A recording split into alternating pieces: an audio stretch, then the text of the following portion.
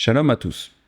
Alors aujourd'hui, je voudrais faire un enseignement un peu particulier, parce que c'est un avertissement prophétique que j'ai reçu avec deux songes différents. Dans le premier songe, j'ai vu un peuple très nombreux être massacré. Puis dans le second songe, j'ai vu que l'épouse avait un cœur double. Mais avant de parler de ces songes prophétiques dans le détail, je vais introduire un peu le sujet du cœur double, parce que c'est un concept qui est très présent dans les Écritures, notamment dans les psaumes. Dans le psaume 12, il est écrit « On parle avec un cœur double ». Et dans le psaume 119, il est écrit « J'ai eu en haine ceux qui sont doubles de cœur, mais j'aime ta Torah ». L'apôtre Jacques en parle également. L'homme double de cœur est inconstant en toutes ses voies. Alors nous voyons pour la première fois la duplicité d'esprit dans la Genèse, où la femme, Ève, c'est-à-dire Rava, elle pensait qu'elle aimait Elohim, mais elle ne pensait pas qu'elle devait obéir à ses commandements. La femme répondit au serpent, « Nous mangeons du fruit des arbres du jardin. Mais quant au fruit de l'arbre qui est au milieu du jardin, Elohim a dit, « Vous n'en mangerez pas, et vous n'y toucherez pas, de peur de mourir. » Le serpent dit à la femme, « Vous ne mourrez point.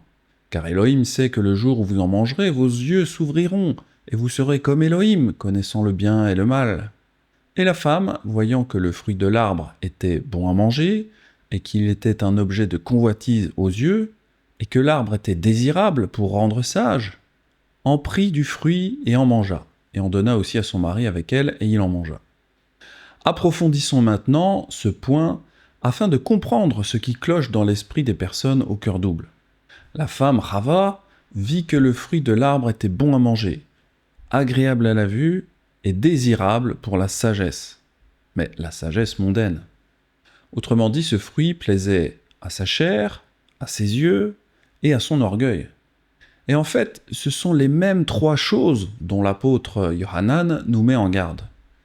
N'aimez pas le monde, ni les choses qui sont dans le monde. Si quelqu'un aime le monde, l'amour du Père n'est point en lui. Car tout ce qui est dans le monde, la convoitise de la chair, la convoitise des yeux, et l'orgueil de la vie, ne vient point du Père, mais vient du monde. Et le monde passe, et sa convoitise aussi. Mais celui qui fait la volonté d'Élohim demeure éternellement. Alors nous venons de voir que le premier péché de l'humanité, ça a été d'avoir un cœur double, qui balançait entre l'amour de Yahweh et l'amour du monde. L'apôtre Yaakov explique que les personnes au cœur double sont des adultères. Voyons son explication. « Adultère que vous êtes !» Bon, déjà, Yaakov nous met dans l'ambiance directement. Mais il a parfaitement raison. Continuons à l'écouter. « Ne savez-vous pas que l'amour du monde est inimitié contre Elohim ? Celui donc qui veut être ami du monde se rend ennemi d'Elohim. Croyez-vous que l'Écriture parle en vain ? C'est avec jalousie qu'Elohim chérit l'esprit qu'il a fait habiter en nous. Il accorde au contraire une grâce plus excellente, c'est pourquoi l'Écriture dit « Elohim résiste aux orgueilleux, mais il fait grâce aux humbles. » Soumettez-vous donc à Elohim, résistez au diable, et il fuira loin de vous. Approchez-vous d'Elohim, et il s'approchera de vous. Pécheurs, nettoyez vos mains, et vous qui êtes doubles de cœur, purifiez vos cœurs. Dans ce passage, Yaakov nous a expliqué que les adultères sont des personnes avec un cœur double. Puis au verset 8, Yaakov dit aux personnes qui sont doubles de cœur, qu'il faut purifier leur cœur. Yeshua nous dit que personne ne peut servir deux maîtres, car ou il haïra l'un et aimera l'autre, ou bien il sera fidèle à l'un et méprisera l'autre. Nul ne peut servir deux maîtres, car ou il haïra l'un et aimera l'autre, ou il s'attachera à l'un et méprisera l'autre. Vous ne pouvez servir Elohim et Mammon. Cela implique que si nous voulons servir Elohim véritablement, nous devons lui donner 100% de notre loyauté. Cela signifie que nous devons rester concentrés sur son service, sinon nous sommes disqualifiés. Yeshua l'a également enseigné à celui qui voulait aller enterrer son père. D'ailleurs, on dit que enterrer son père, c'est une expression hébraïque signifiant percevoir un héritage après les funérailles. Donc on comprend que cela a un lien avec l'argent, c'est-à-dire Mammon. Puis il dit à un autre, « Suis-moi » mais il dit, « Adon, permets-moi d'aller d'abord enterrer mon père. » Yeshua lui dit, « Laisse les morts enterrer leurs morts, et toi, va prêcher le royaume d'Élohim. » Ce que Yeshua dit, c'est que nous devons nous concentrer à 100% sur Elohim. Sinon, nous serons disqualifiés. Cela revient à dire que nous devons servir Yahweh, notre Elohim, de tout notre cœur, de toute notre âme et de toutes nos forces. Écoute Israël, Yahweh notre Elohim, Yahweh est un, Echad. Tu aimeras Yahweh ton Elohim de tout ton cœur, de toute ton âme et de toute ta force. Donc le problème, c'est que le croyant qui a un cœur irrésolu, eh bien, il veut à la fois servir Elohim, mais il veut aussi servir le monde. Et cet intérêt pour le monde le pousse à partager sa loyauté. Cela le rend terriblement instable, comme s'il hésitait entre deux opinions. Alors Élie s'approcha de tout le peuple et dit « Jusqu'à quand boiterez-vous des deux côtés? Si Yahweh est Elohim, allez après lui.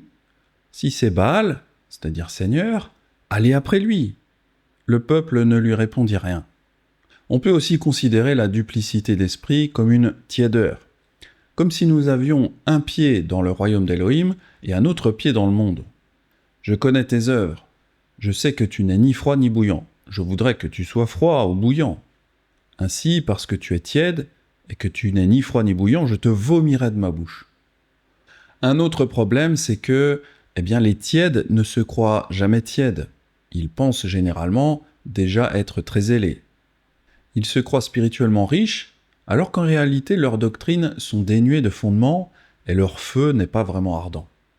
Ainsi, s'il est possible d'allumer un feu de la foi chez un païen, il est difficile d'allumer un véritable feu chez un chrétien ou un messianique, car il croit ne manquer de rien.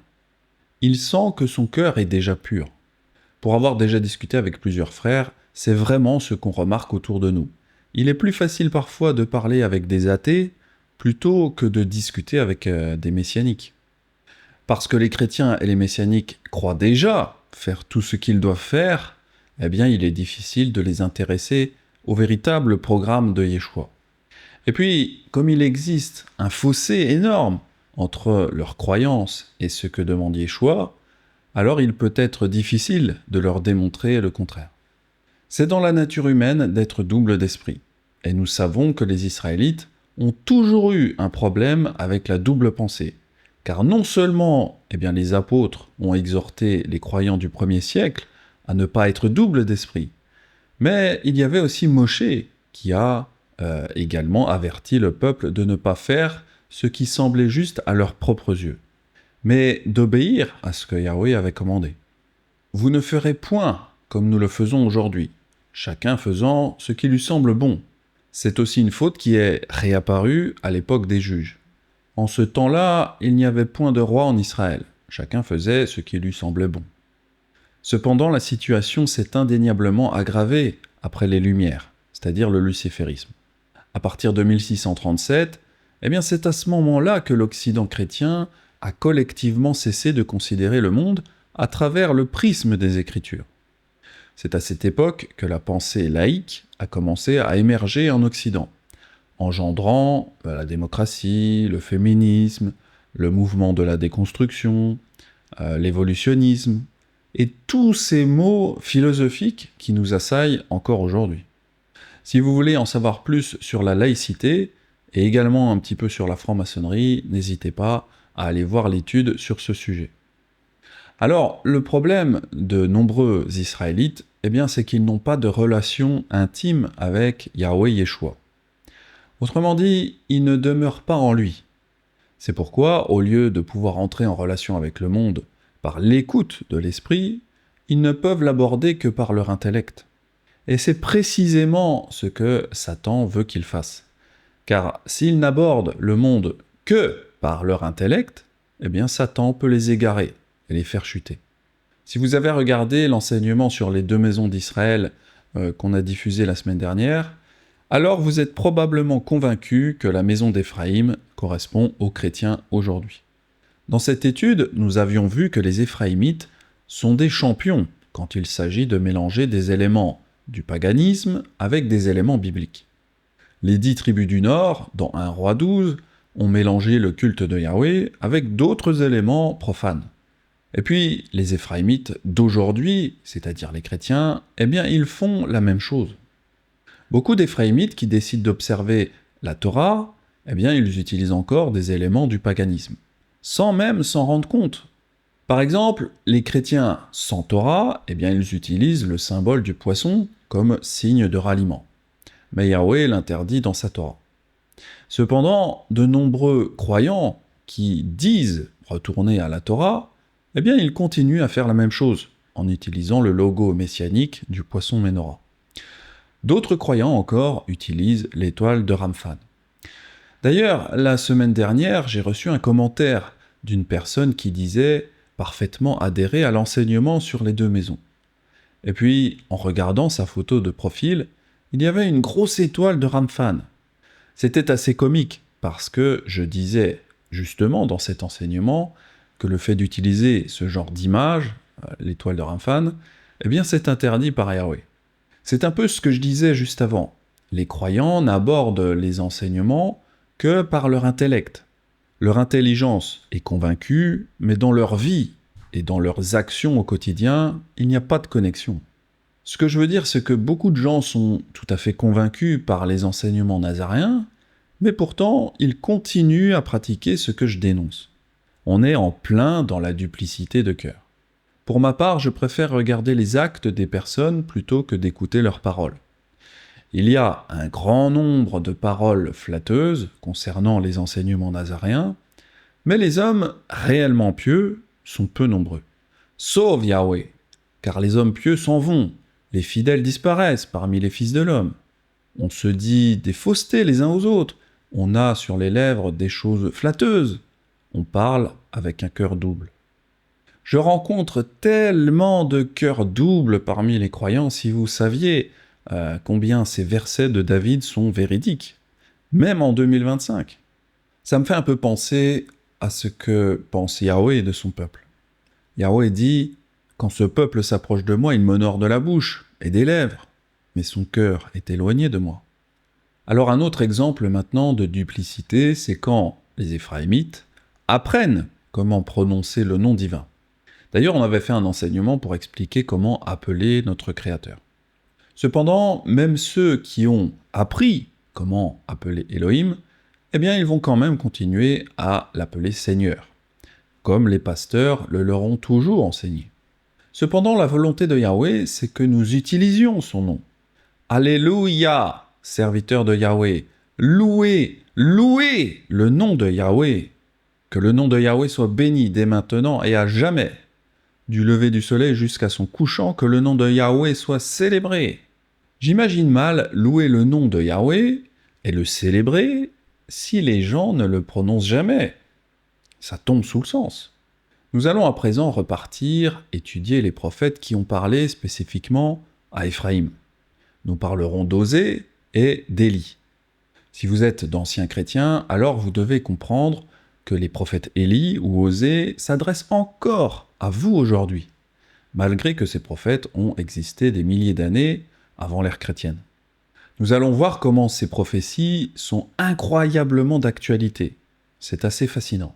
Yahweh nous aime, et il désire que nous devenions une épouse digne de son Fils. Il veut que nous donnions le meilleur de nous-mêmes.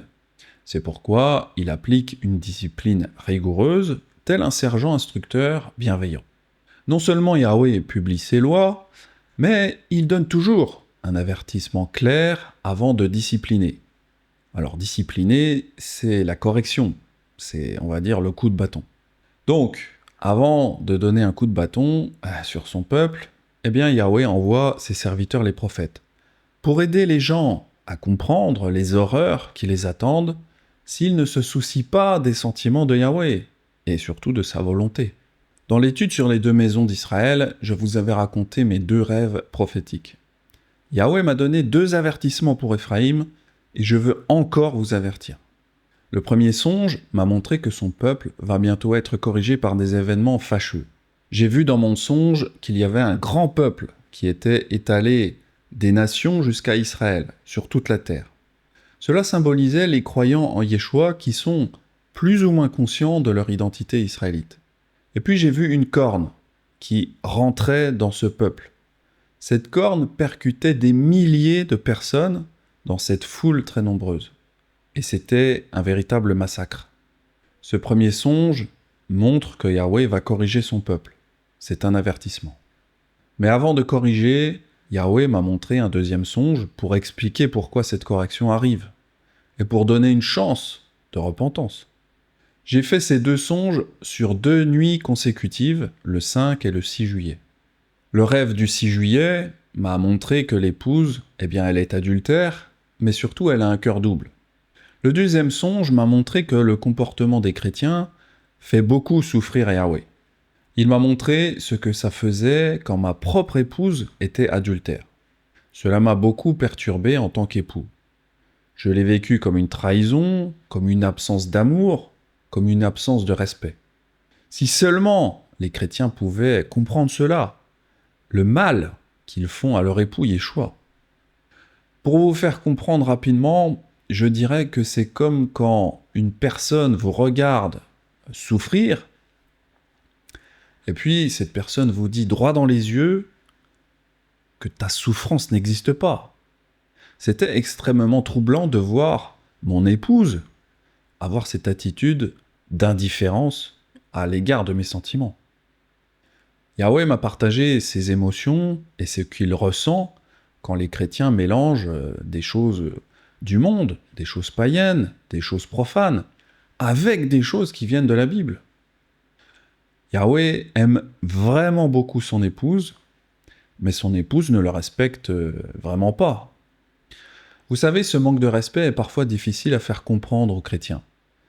En effet, ils réalisent qu'ils sont mariés au roi des rois et qu'ils sont donc l'épouse. Cependant, ils ne réalisent pas ce qu'est réellement l'adultère. Ils ne réalisent pas qu'ils sont doubles de cœur. L'adultère, c'est un mot qui semble simple, mais parfois les croyants n'ont pas toujours la même définition.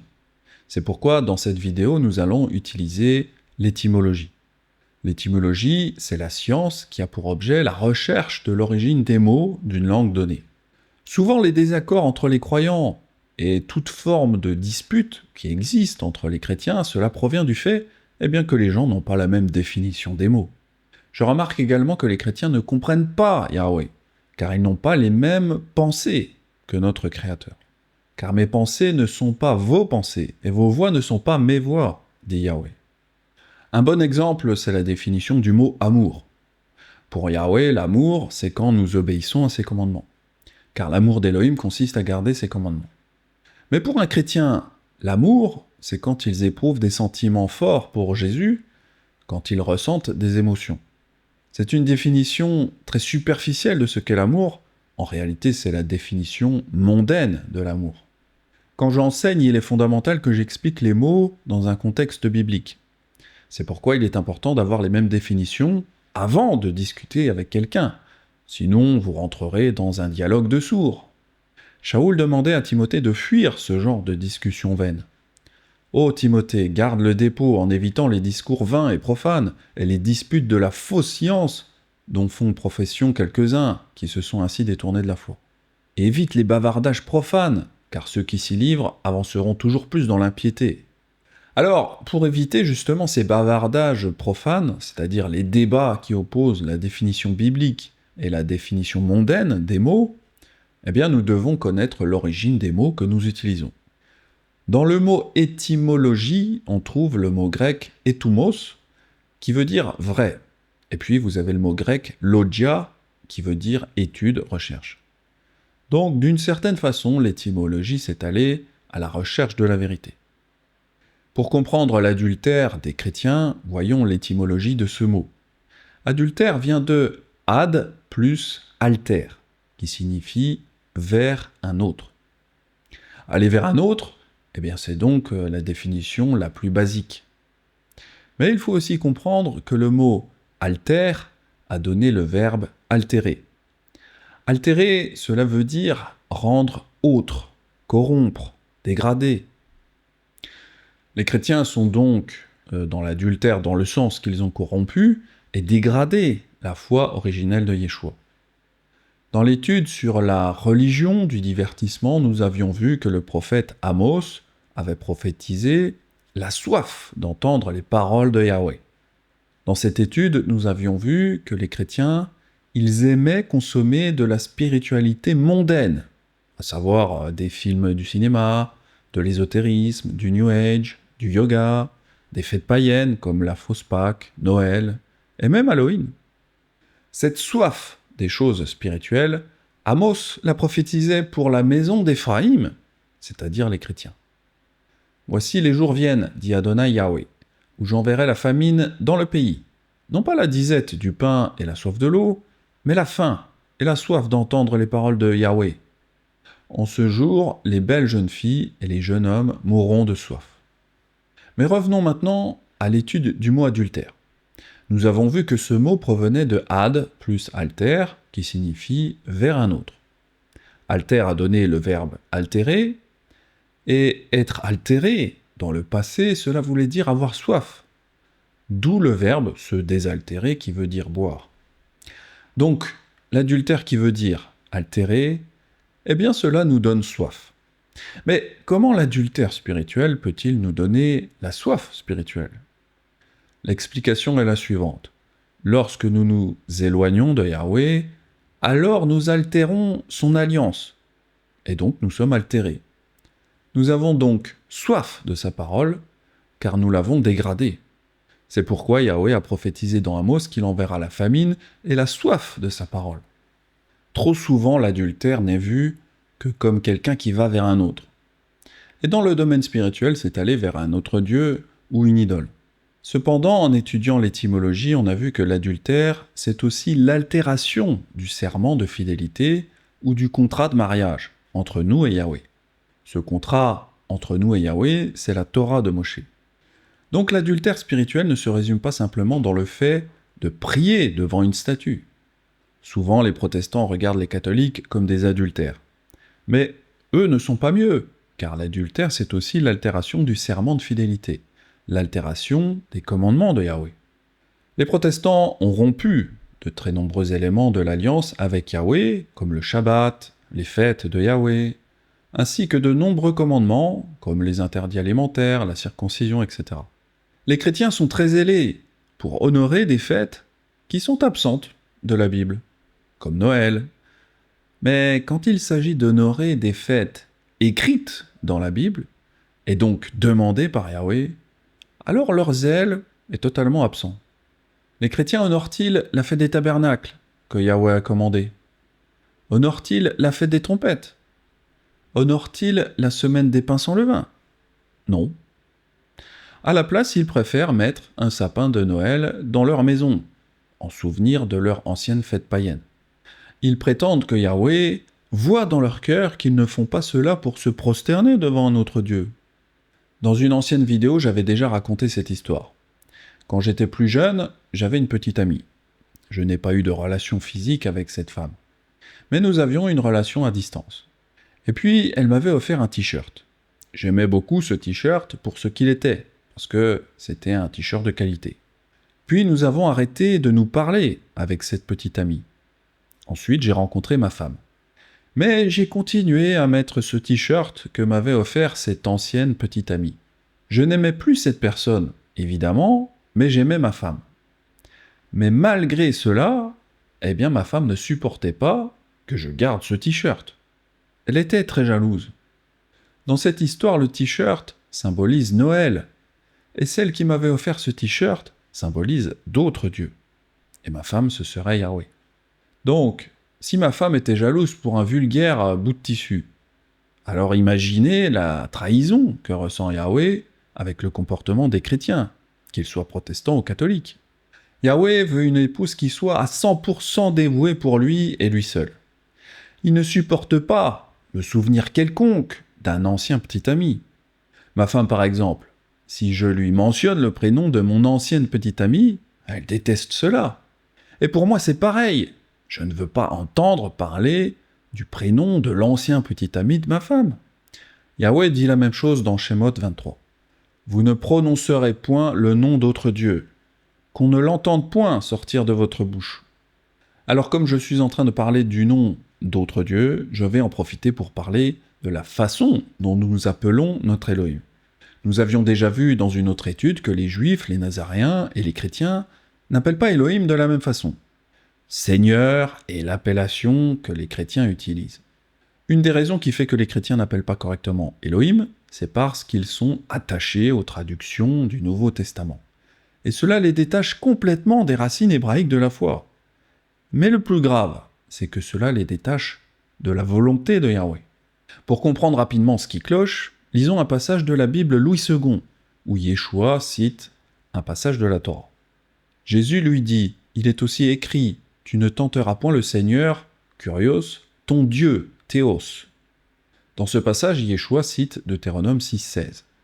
Donc Yeshua cite la Torah. Cependant, nous voyons que dans la Torah, justement, cela n'est pas dit de la même façon que Yeshua. Vous ne tenterez point Yahweh votre Elohim. Mais alors d'où vient ce décalage du nom divin entre les évangiles et le livre du Deutéronome? Doit-on l'appeler Seigneur ou doit-on l'appeler Yahweh? Est-ce que Yeshua nous enseigne de ne plus dire Yahweh? Est-ce que Yeshua veut que nous disions Seigneur? Doit-on suivre l'inspiration source en hébreu ou doit-on suivre la traduction grecque des Écritures? Sommes-nous greffés à la culture gréco-romaine mondaine ou sommes-nous greffés à l'olivier d'Israël? À un moment donné, il faut choisir entre le monde et Yahweh. Même dans les traductions, il y a ce cœur double. Les traducteurs ont choisi la langue grecque plutôt que de choisir l'hébreu.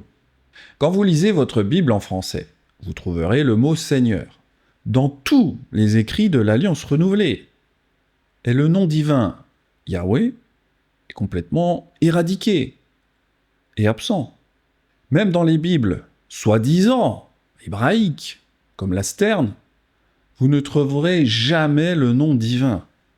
Mais il y a toujours des titres comme Dieu, Seigneur ou Adonai. Quelle ironie! Vous ne trouvez pas? Pour une Bible hébraïque? Même si les traductions bibliques traduisent que Yeshua aurait dit Seigneur, c'est-à-dire Kurios, les historiens savent que Yeshua n'a pas dit Kurios, car il parlait araméen et hébreu. J'ai déjà fait tout un enseignement pour expliquer l'inspiration hébraïque des Écritures. Donc je ne vais pas m'étendre sur ce sujet passionnant, libre à vous d'aller vous instruire sur ce sujet. Il faut comprendre que le mot « kurios », ça désigne pas un nom, mais un titre. La traduction française de « kurios », c'est « Seigneur », mais là encore, « Seigneur », c'est un titre, ce n'est pas un nom, ce n'est pas son nom. Si vous voulez, c'est comme si on m'appelait « Monsieur » au lieu de m'appeler Benjamin. M'appeler par un titre ou m'appeler par mon nom, c'est pas du tout la même chose. Je vous parle justement du mot « monsieur » parce que l'autre jour j'écoutais un youtubeur qui est passionné par l'étymologie. Et voici ce qu'il disait sur le mot « Seigneur ». Madame, c'est ma plus dame, donc monsieur, c'est mon plus sieur. Mais c'est quoi sieur? Et enfin, en plus de sieur et sire, Seigneur a donné Seigneur. Dans les langues modernes, on trouve aussi Señor en espagnol et en portugais, et Signore en italien, mots qui signifient tous monsieur. Bref, monsieur, mon sieur, signifie étymologiquement mon seigneur. J'aime beaucoup écouter ce jeune homme, car on comprend des choses intéressantes. Appeler notre Créateur Seigneur, c'est comme si on disait « mon Seigneur », donc « mon sieur », qui plus tard est devenu « monsieur ».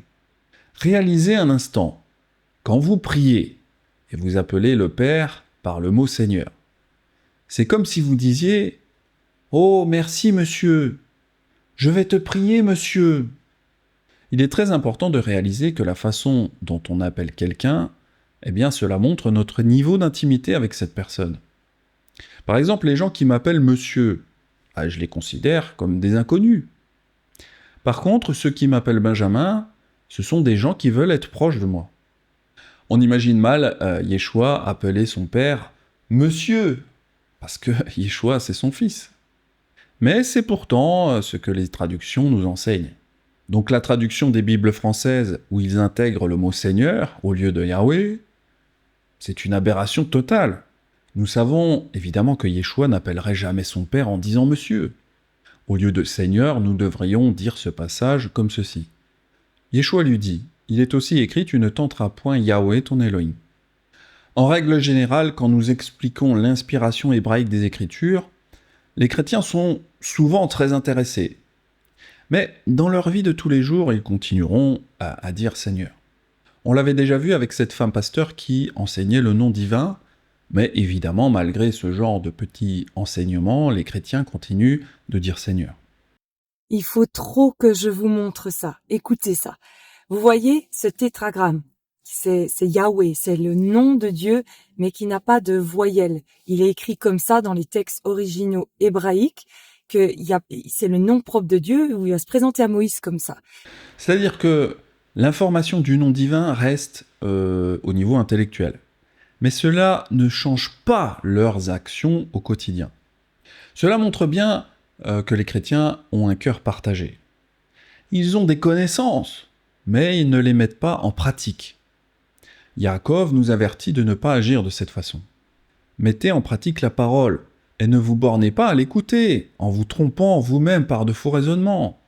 Car si quelqu'un écoute la parole et ne la met pas en pratique, il est semblable à un homme qui regarde dans un miroir son visage naturel, et qui, après s'être regardé, s'en va et oublie aussitôt quel il était. L'enseignement sur les deux maisons d'Israël est très important, car les chrétiens découvrent qui ils sont réellement. Mais ils doivent aussi lire la parole et la mettre en pratique. Et si la parole demande qu'on prononce son nom, alors nous devrions le faire. Pour mieux comprendre pourquoi l'appellation Seigneur est plus mauvaise qu'on ne l'imagine, nous allons également étudier la célèbre confrontation d'Élie avec les prêtres de Baal. À peine Akab aperçut-il Élie qui lui dit « Est-ce toi qui jettes le trouble en Israël ?» Élie répondit « Je ne trouble point Israël, c'est toi au contraire et la maison de ton père, puisque vous avez abandonné les commandements de Yahweh, et que tu es allé vers les Baals, les seigneurs. » Il faut noter qu'Élie réprimanda Akab pour avoir encouragé Israël à poursuivre les pratiques erronées de son père, le roi Jéroboam. Donc le prophète Élie est tout à fait pertinent pour les Éphraïmites d'aujourd'hui, car il s'adresse au roi Akab qui dirigeait le royaume du Nord. Dans le verset 19, Élie met au défi Akab de rassembler les 450 prophètes de Baal et les 400 prophètes d'Astarté qui mangeaient à la table de Jézabel. Fais maintenant rassembler tout Israël auprès de moi, à la montagne du Carmel, et aussi les 450 prophètes de Baal, Seigneur, et les 400 prophètes d'Astarté, qui mangent à la table de Jézabel. Alors, quand nous faisons des recherches sur Baal et sur Astarté, nous trouvons des choses importantes pour les chrétiens aujourd'hui. Baal se traduit par Seigneur. Donc, en quelque sorte, Baal, c'est l'équivalent de Kurios en grec. Et c'est comme ça qu'on comprend que remplacer le nom divin de Yahweh par le nom d'une ancienne divinité appelée Seigneur, cela pose quelques petits problèmes. Élie demandera aussi que les prophètes d'Astarté se réunissent. Astarté, c'est la déesse qui sera à l'origine des œufs que l'on retrouve dans la Pâque chrétienne. En décorant l'arbre de Pâques avec des œufs en chocolat, qui sont des offrandes pour les déesses de la fertilité. Quand nous regardons la source, la fondation de l'arbre avec les œufs, nous voyons que l'origine la plus ancienne est l'idole Astarté. Cette idole a changé de nom au travers des siècles, s'appelant tantôt Vénus, tantôt Istra.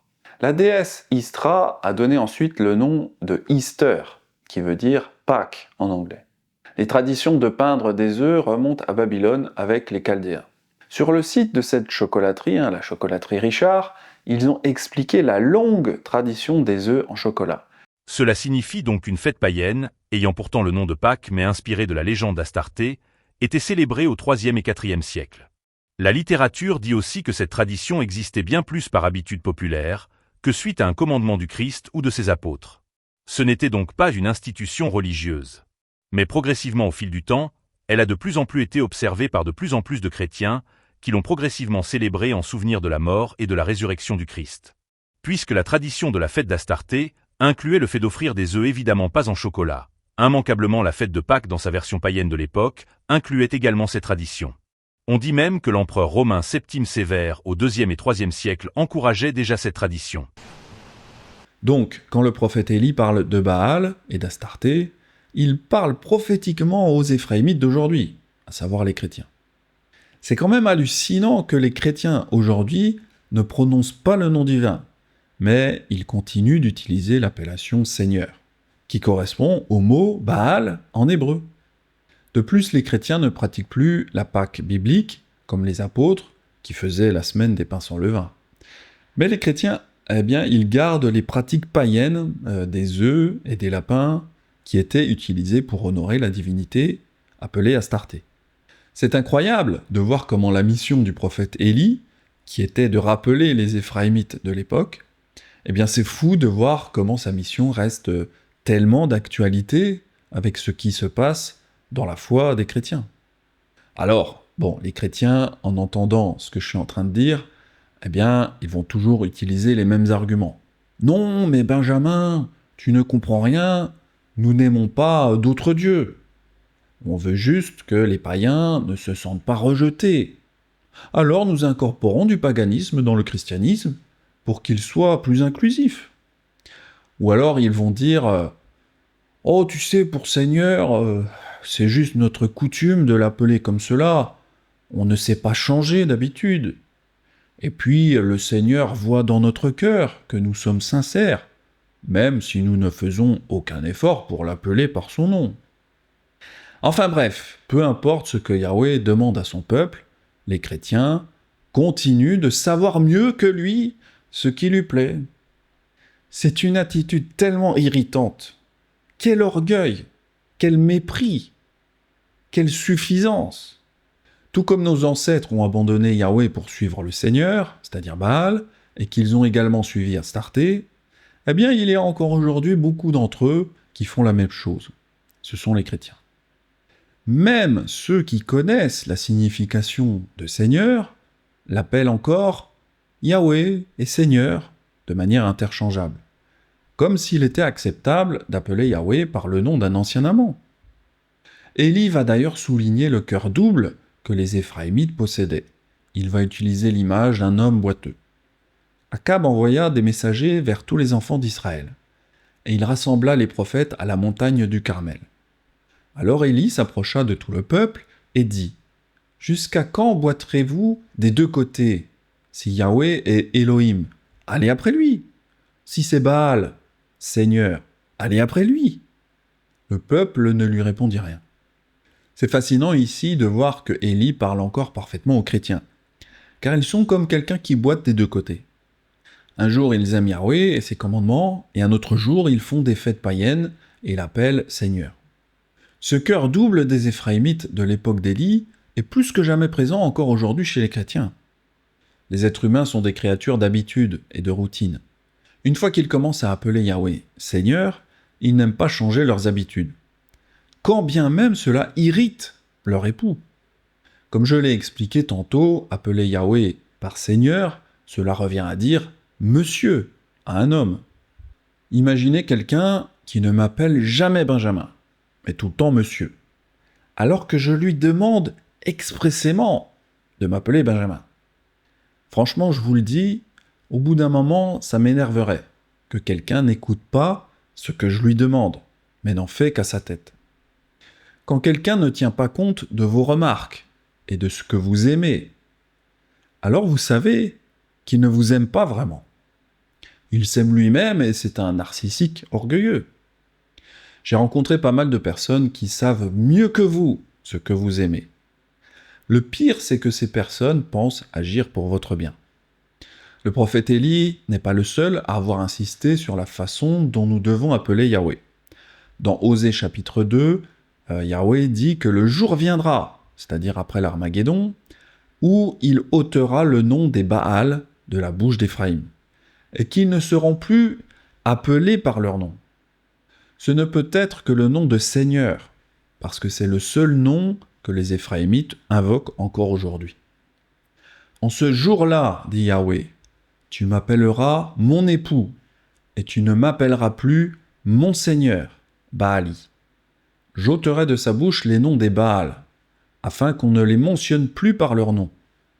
C'est vraiment trop hallucinant de voir comment les prophètes qui ont parlé à Éphraïm sont si pertinents et conformes au mauvais comportement des chrétiens aujourd'hui. Osée savait que les chrétiens l'appelleraient Seigneur et pas Yahweh. L'esprit de Yahweh est si puissant. Lorsque nous lisons les Écritures, nous lisons à propos des esprits. Il est important de comprendre que Yahweh et Seigneur sont deux divinités distinctes. Le Seigneur, eh bien, il veut que nous l'adorions le dimanche, à Noël et à Pâques, mais avec les offrandes d'Astarté. Le Seigneur a également un fils nommé Jésus, venu abolir la Torah. Il n'est donc pas la même divinité que Yahweh. Si les chrétiens honoraient réellement Yahweh, ils l'appelleraient par son nom, et non par un titre utilisé autrefois pour parler de Baal, un faux dieu. Osée 13 dit que nos ancêtres étaient puissants, et que lorsqu'ils parlaient, on tremblait. Cependant, lorsqu'ils commencèrent à adorer le Seigneur, plutôt que Yahweh, ils reçurent une conséquence.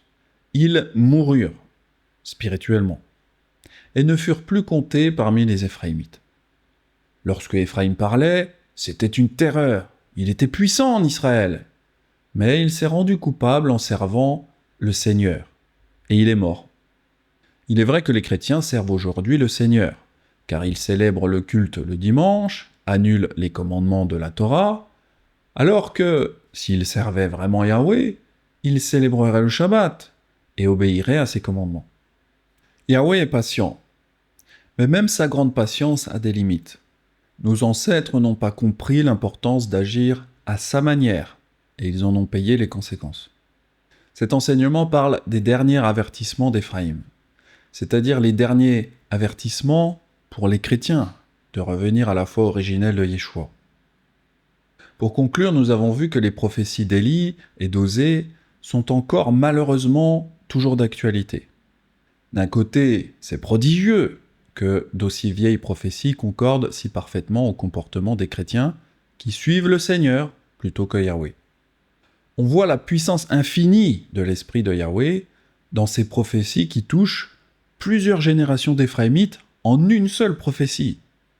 Mais d'un autre côté, c'est vraiment désespérant et triste de voir qu'Éphraïm n'a pas fait le moindre progrès durant ces millénaires, et de voir que leur cou est toujours aussi raide. Yahweh m'a fait la grâce de me montrer ses sentiments dans le songe qu'il m'a donné. Il m'a montré ce que ça me faisait quand ma propre épouse était dans cette rébellion. Je pense que les avertissements pour Éphraïm touchent à leur fin. Le temps de la grâce n'est pas éternel, et Yahweh a été très patient. Yahweh ne supportera pas une épouse qui ne l'aime pas, et qui continue à avoir un cœur double. Un cœur pour Yahweh et un cœur pour le Seigneur. Yahweh demande qu'on le choisisse, lui et lui seul. C'est un Elohim jaloux, et qui dit jalousie, dit aussi qu'il nous aime d'un amour très profond. J'appelle donc tous les chrétiens, tous les Éphraïmites, à revenir à l'obéissance à Yahweh. Pour ceux qui le veulent, j'ai fait un grand nombre d'enseignements pour revenir à la Torah sur ma chaîne YouTube. J'espère que cette vidéo sera vue par le plus grand nombre et que beaucoup seront sauvés de la destruction. Je me suis inspiré des enseignements de Nazarene Israël, comme toujours, pour écrire cette étude.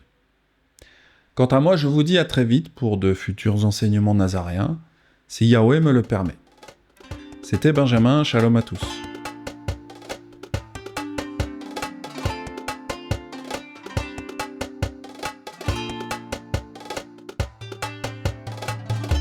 Thank you.